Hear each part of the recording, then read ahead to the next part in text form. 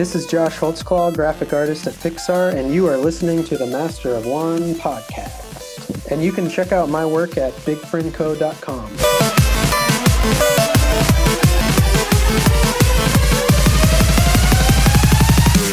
Welcome to this Sandbox episode of the Master of One podcast, part 2 for this week. This week we talk to artist and product designer Dan Duarte. I'm Andrew, your Master of Art and Design. I'm Patrick, your Master of Television and Film. And I'm Luke, your Master of Toys and Games. So unsheath your swords and unholster your pencil, because it's time to battle. I'm going to use a pen.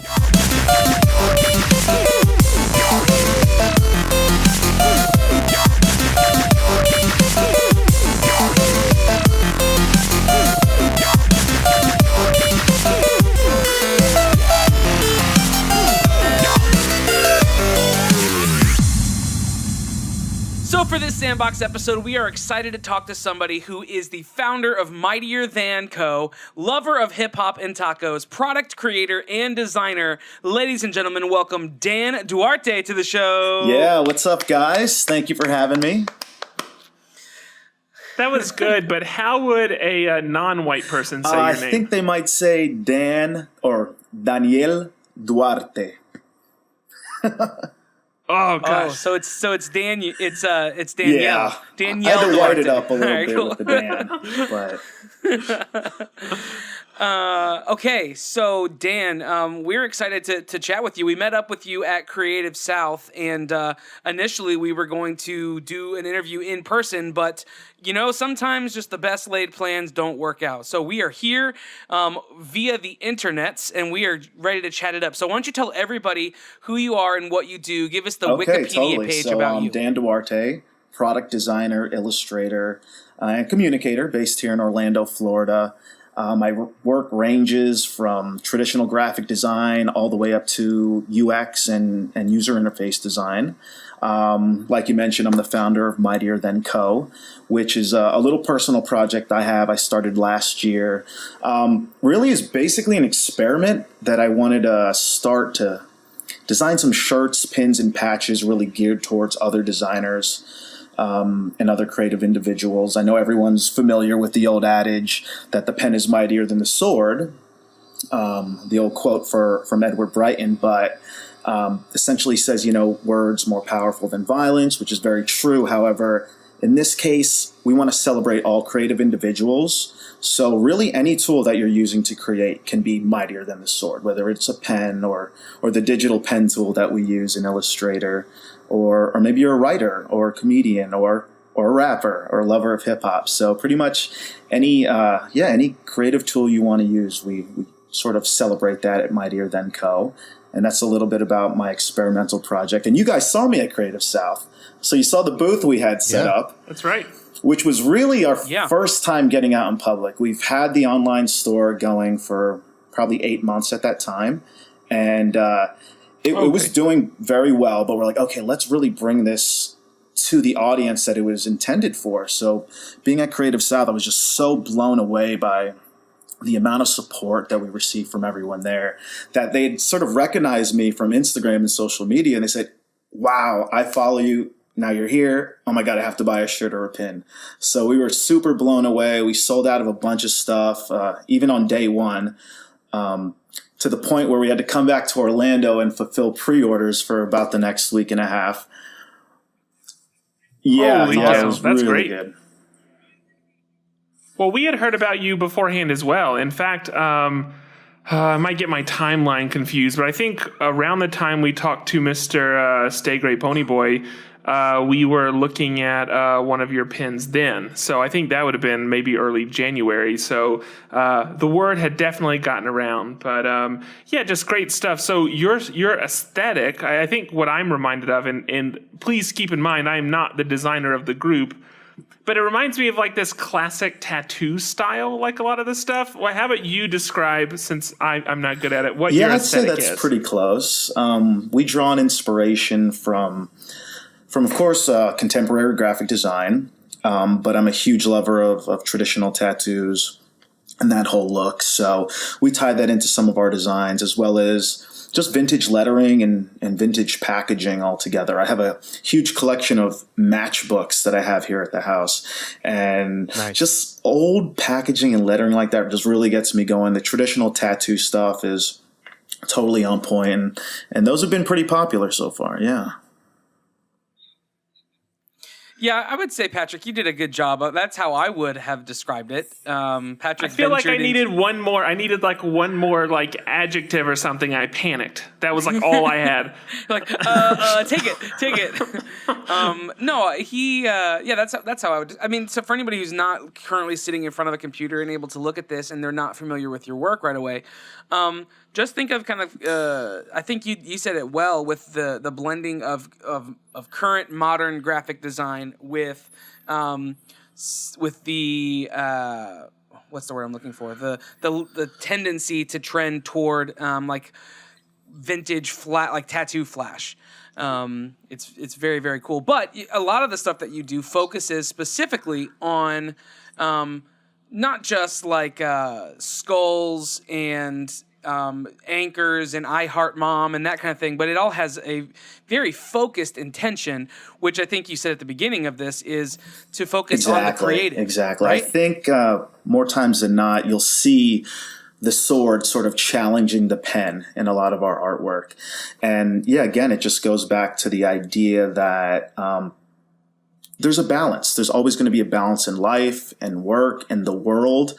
And not to get too political with any of the messaging behind some that was intended for the initial quote, I really think it's just that sort of dichotomy of human beings and everything. And now I'm going way too deep, but there's always there's the bright and the dark, and there's always that balance. So if we can use our creative energies towards the good, then why not?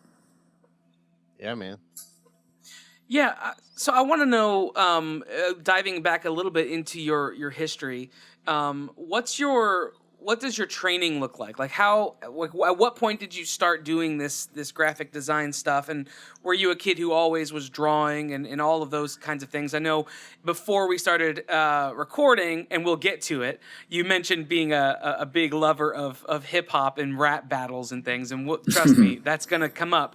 But where does the graphic design and the drawing, like where does that come from? Sure. So definitely was a creative kid growing up. Drew a lot, was inspired by my family and my dad, who's a structural engineer, and he was always drawing or sketching something. So I sort of picked up the habits there early on. I think I lost it sometime in my adolescence, because by the time I decided to go to school, I was focused on business, and then I realized, like, this sucks. I'm not passionate about this at all. But I had a pirated version of Photoshop that I got from a friend who needed some help designing a poster, a flyer for this hip-hop event he was throwing. So I just started toying around with it and sort of sat there and forced myself to learn it, and was completely self-taught for a number of years. But just learned something about myself that I have, that I can sit in front of something for a while and just teach it to myself. And I did that with video software, and prototyping software, and Photoshop, of course, and even audio engineering software with some of my music background. But ultimately, I was able to make a living freelancing, being self-taught, but I got to the point where I kind of wanted to work in digital a little bit, and I realized I'd probably have to go back to school at that point. So 2009, I went to Florida Atlantic University, got my Bachelor of Fine Arts, specifically in graphic design. And then, that's really been my focus ever since then. So that's very interesting, because there's a bit of a debate. Now, I'm in the technical sphere, actually, so I'm a developer, but I think I see it on both sides.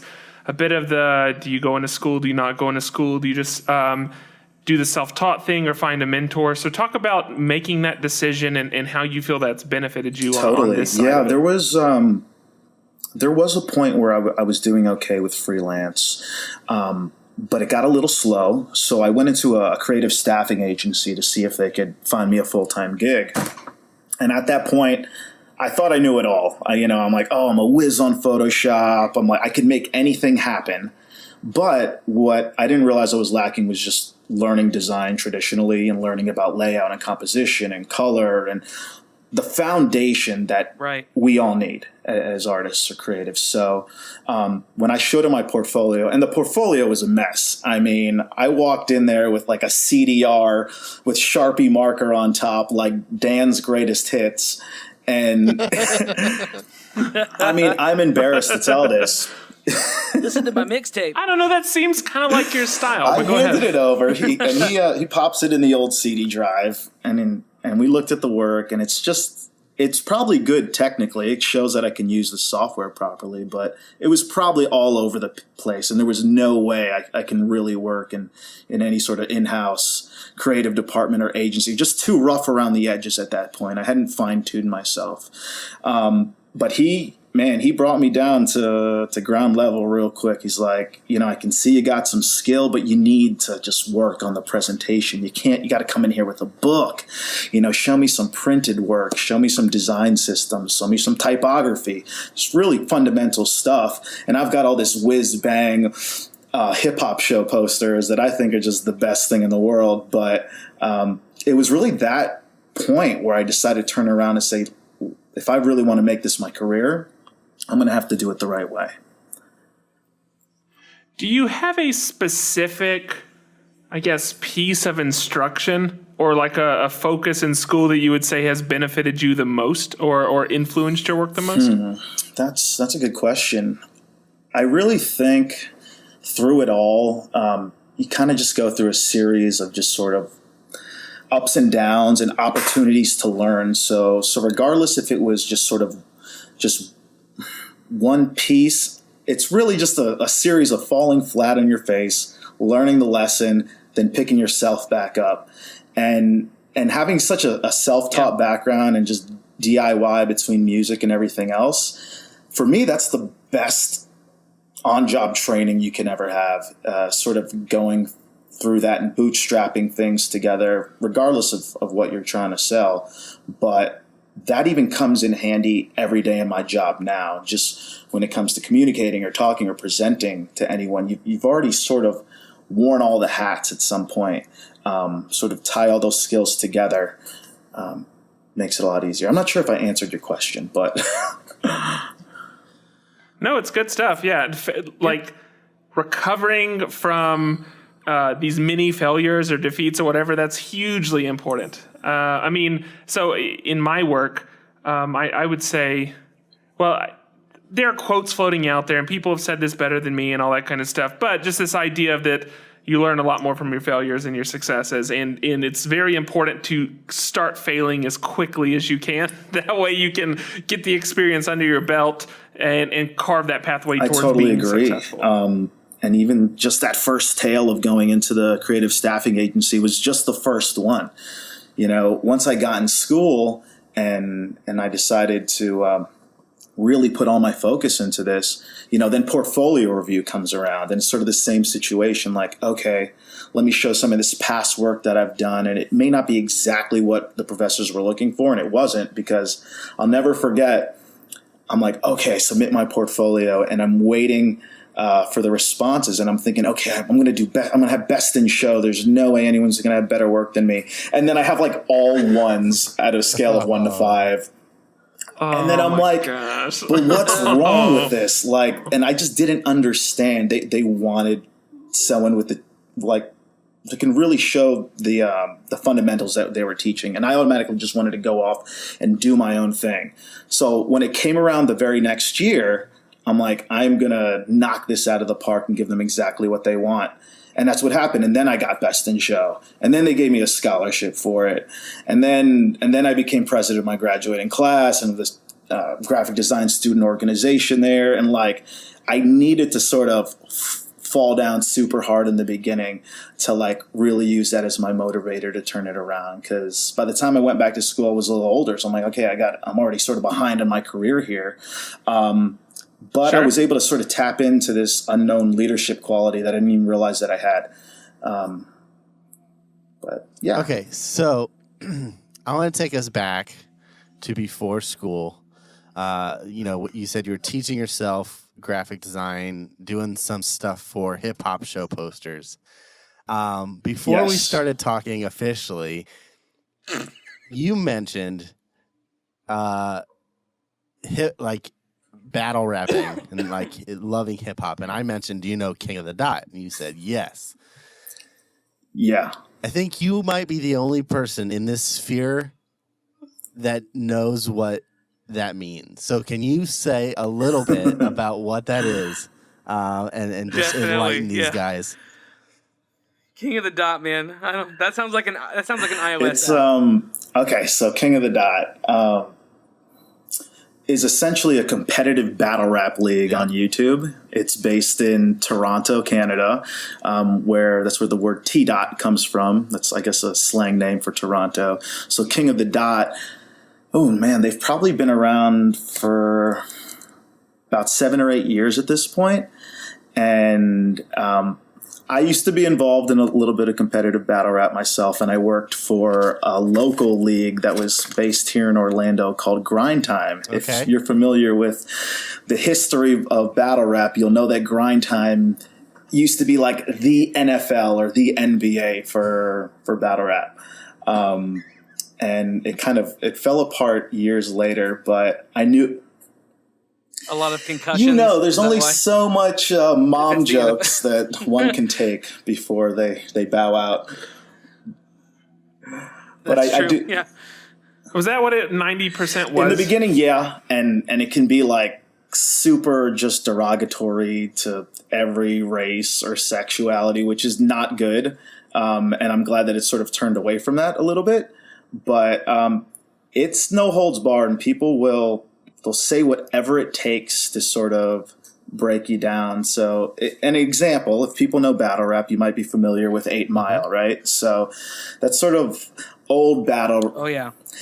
Who's Sir great, Eminem. But the game has sort of evolved since then. So what used to be like just freestyle battle raps where you'd get 2 guys on stage with a beat and a mic, and maybe you hadn't seen him before, but you certainly didn't know you were going to battle him. So you were sort of forced to improv everything.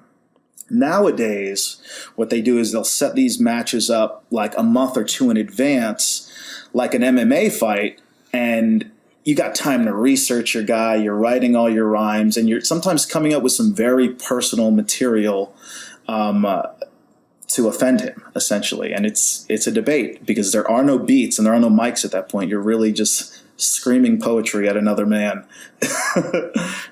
Yeah. So have you? I did that once, but I didn't get a prom date out of it. So have you heard? Have you heard the other side of that, which is the compliment battle rap? I have.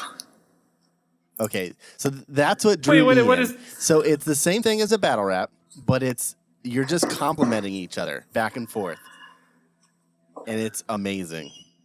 It's pretty good.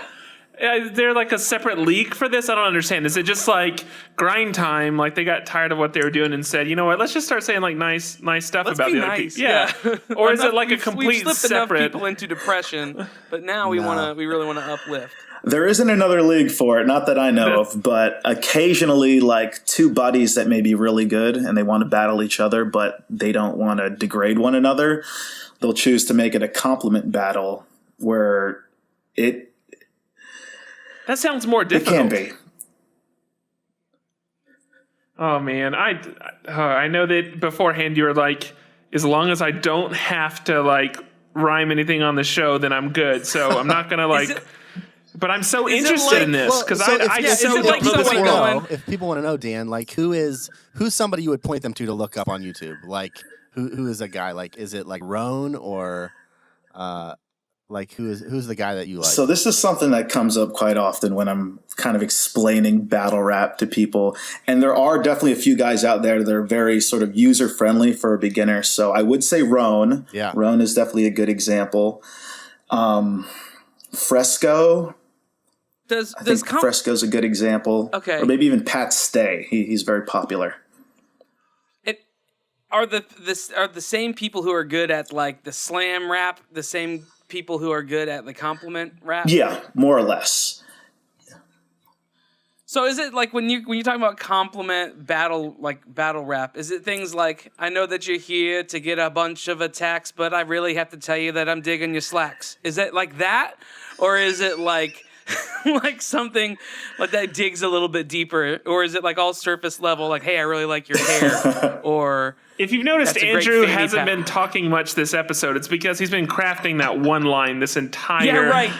He's just been writing it out. I didn't know that there was such a thing as complimentary rap until Luke just said it a second ago. Let me say something that strikes me that I see as a good thing. I've been listening to a few interviews from Michael Beirut this past week, and I think he's a part of Pentagram Studio in New York. He was the president of AIGA at one time, stuff like that. In one of his interviews, he was talking about how important as a designer it is to have thick skin, especially in the world now, because you're going to put a design out there and then people are just going to start trashing it on Twitter or something like that. It's like very casual, and how you need to have the thick skin to be able to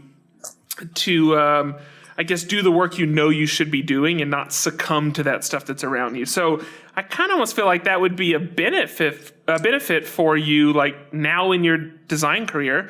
Not to mention, I'm sure you could draw some correlation between having to think quick and make snap judgments, and that could also be a benefit as well. So am I like totally overreaching in this right now? No, not at all. I think it all plays in.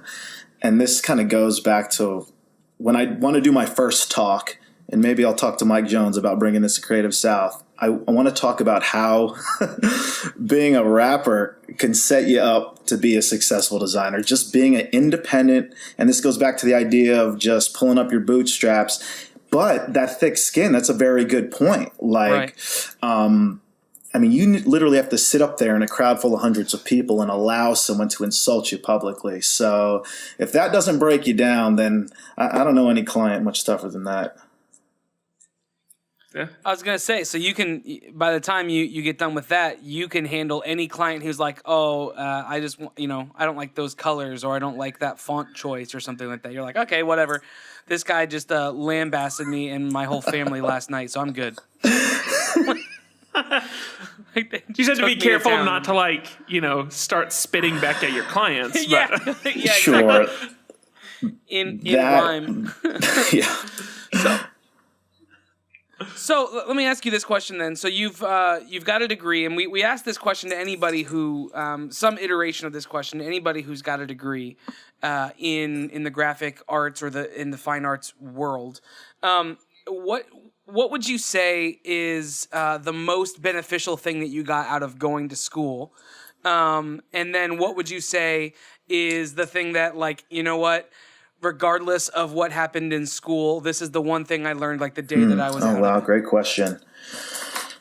So, the one thing that you carry on... Okay, so I couldn't say that it's, like, anything too specific that I learned in a class or typography or web design. I think it's just more of the overall journey and the experience that you have there. I think you learn a lot about yourself because now you're sort of out of high school. You don't have to be there anymore.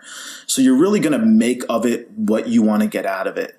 And maybe some people are still not sure that they want to be in design or they want to be in any major that they're picking. So they might half-ass it and they might slack. But when you get there and if you feel confident and you really want to be there, I think you'll learn a lot about yourself. And then if you can carry that on to your career, then even better. Yeah, absolutely. And then, like, when you would you recommend to people who are trying to determine, because let's say they're in high school right now, they're listening to this, or they're a young adult and they're listening to this, and they have a copy of Photoshop that they got, or they have a copy of Illustrator or something like that, or they've worked in InDesign before. What would you, and they're like on the fence, like, do I want to go into design? Do I want to just jump after it and be self-taught? Or do I want to go to college and do this? Would you recommend someone who's in that boat to absolutely to go to college? Yeah, without a doubt. And not just because it's going to look great on your resume, but again, it kind of just goes back to the journey. And being self-taught's great. I mean, there's so many resources out there that you can find, and I use them every day because I want to continue to learn. So there's probably more available out there than what you might learn in school, but but yeah, it's that journey, man. You gotta take the trip. Definitely.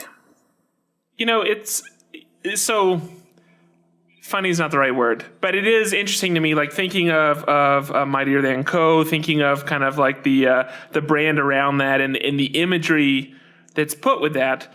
And then the idea of like definitely go to school and like give the professors exactly what they want. It almost feels like slightly conflicting. Like it's because if I just saw your brand and I didn't know anything about you, then I'd have been like, this guy hates authority and he just wants to anti-establishment.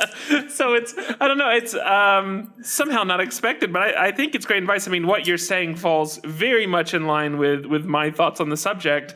Well, think of it this way. If I could sort of realize that early on and say, okay, this is what's going to get me best in show, or this is going to get me a good grade, you're really just sort of you're almost working with clients at that point. So a lot of times you got to give them what they want because they have certain business requirements or they have already brand guidelines that you have to stay within. So if anything, that just kind of comes down to being a good communicator and sort of being empathetic to what the user's going to want and what your clients need.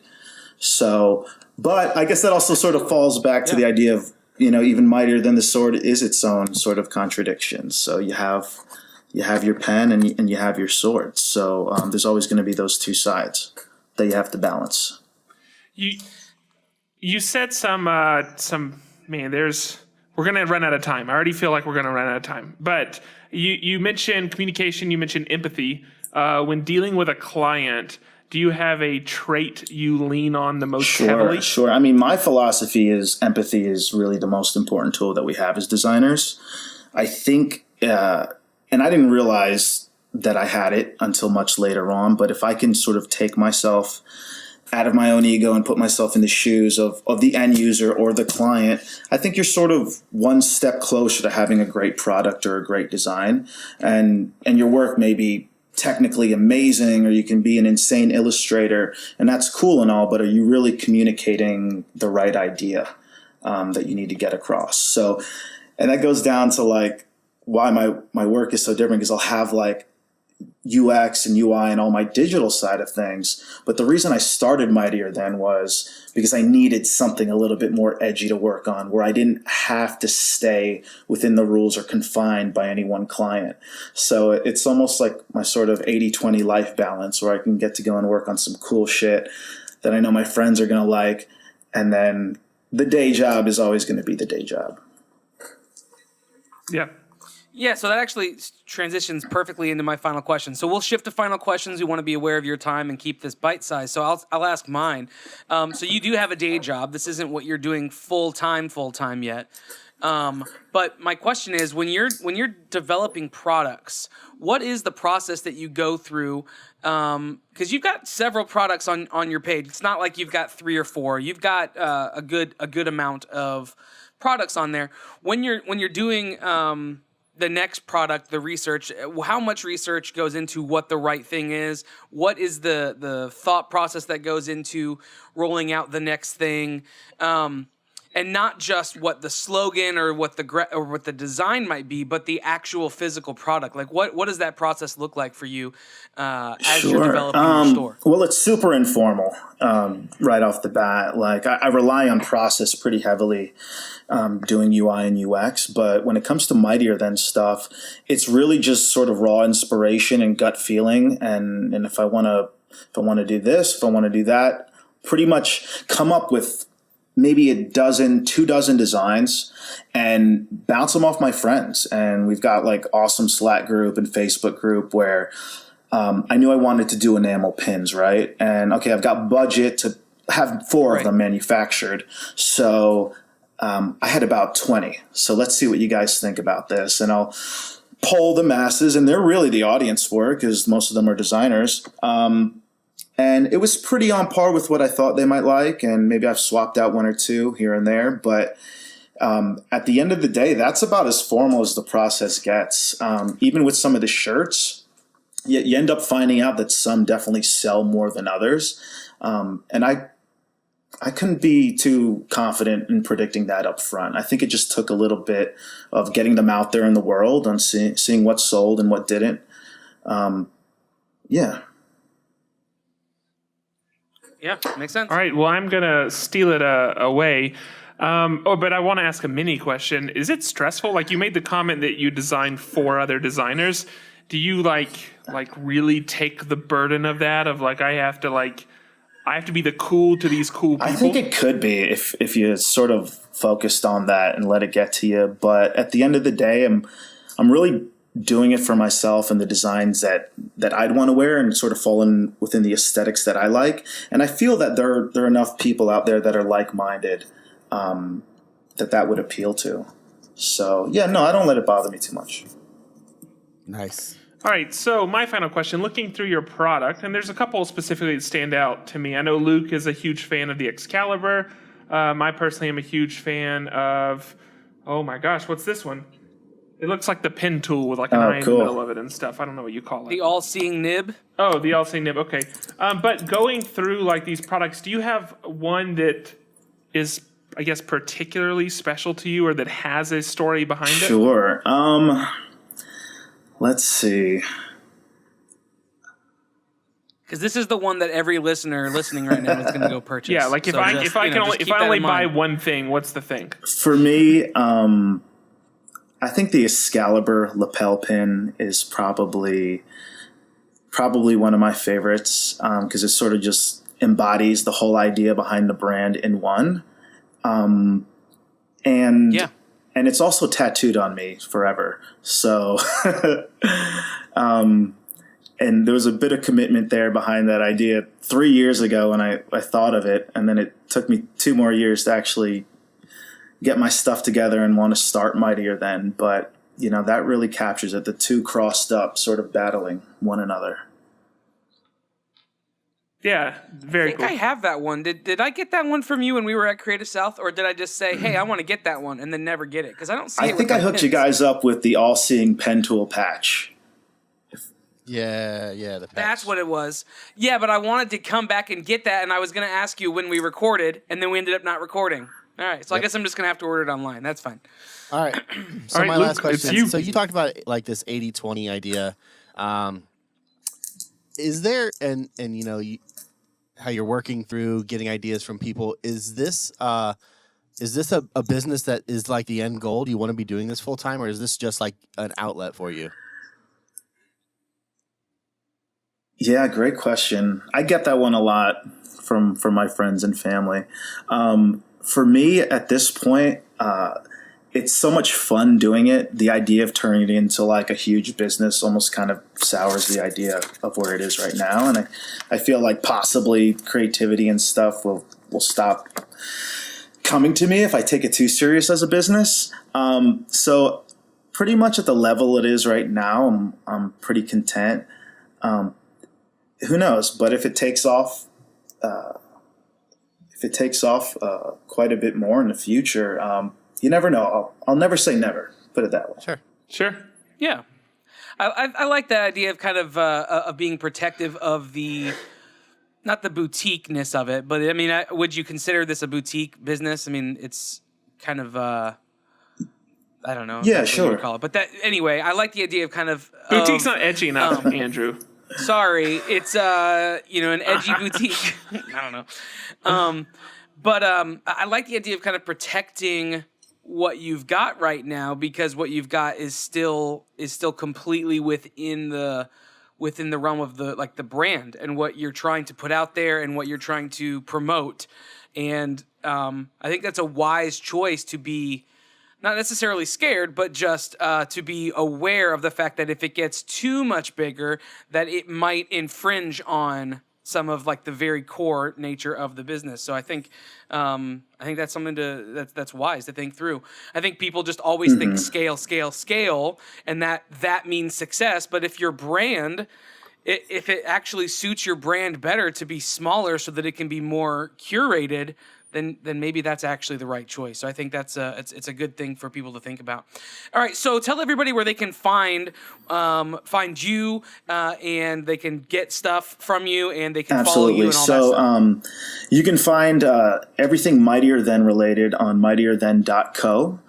We're also Mightier Than Co. on all of our social media outlets, Instagram, Twitter, Facebook. And then if you'd like to reach out to me personally, I'm at danduarte.com, or you can email me at dan@danduarte.com. Can't forget that. And yeah, on that website, you could actually see my digital portfolio and a lot of the stuff I work on day to day. But Mightier Than Co. is the cool stuff that I think you guys might like. So check us out. That's awesome, man. So I'm really excited for people to go and see your work, because I think a lot of the people who listen to this show will really gravitate to this, and it's really well priced too. It's not like it's so extravagant. I mean, you're looking at like $9 for a pin and like $18 or $20 for a shirt. These are good. This is good stuff. So go out there, pick it up. It's great. And so would you do us a favor and draw tokens for us to help us find out exactly what we're going to be talking about next week? Absolutely. Perfect. Well, that's it for the interview portion. Up next, we're going to draw some tokens. The tokens portion of every week is when we figure out the categories that we have to use to pick our topics. And so since Dan's here, I'm going to take our tokens. I'm shuffling them up there in front of me, face down. You're going to give me a number between 1 and 3, and this will go for Luke. Go ahead. All right, let's go with number 2. Luke is number 2. Toys and games. Congratulations, Nice. Luke. That's the right You did one. it. You did it. Okay, between 1 and 2, you'll be picking for Patrick. Oh boy. 1. TV and film. All that right. means I am art and Swept design. it. That's 2 weeks in a row. That's amazing. Congratulations. Hey, Dan, thank you so much for chatting with us. You can find this, all the show notes and links to the stuff we talked about in this episode on mofonepodcast.com. On there, you can also find an archive full of a ton of other amazing artists, entrepreneurs, doers, thinkers, creatives, who are just getting it done. And so hop on there and listen. We've got about 3 years worth of interviews on there. So go check it out now. On there, you can also sign up for our Slack channel. You've heard Dan talk about Slack. We talk about Slack every single week because we believe that community is the best thing that we have going for us. And so go to mofonepodcast.com/Slack to join that community now. There's just under 200 creatives who talk day in and day out in there. It's just a great place to share ideas and just connect with people, especially if you work in a studio all day by yourself. So it's a great place to find community. You can also find us on M of One Podcast on all the different socials. We're there. We want to connect with you throughout the day. Find us on iTunes and Stitcher, where you can subscribe. When you do that, we come twice a week, every single week. It's a great time. Go ahead and do that. We have another incredible interview next week. This whole month is great with interviews, the people who are going to be on. So subscribe now so you don't miss an episode. And then when you do that, Patrick, what do you do next? You rate and review. It just takes you a few, seconds, maybe minutes. Could be 30 minutes or an hour, depending on how non-proficient you are. But it helps us a lot, and we'll read whatever you say on the air. Yeah, it costs you very little. And it'll get stored in the cloud. And synergy. And then finally, we have our Patreon. So if you go to patreon.com/M of One Podcast, that is how you can support the show financially. All of this stuff that we do costs money, and so if you want to help us out for $1, you can become a patron. For $5 a month, for less than the cost of a venti latte from Starbucks, you can be a part of our blooper level, and we'll send out some fun stuff every single month to you. And there's some other exclusive stuff for all of our patrons. So hop onto Patreon and check that out now. But other than that, I think we're gonna get out of here. This has been a good one. I'm Andrew. I'm Patrick. I'm Luke. And I'm Dan. Peace out. Bye. Hold on to your butts. Later.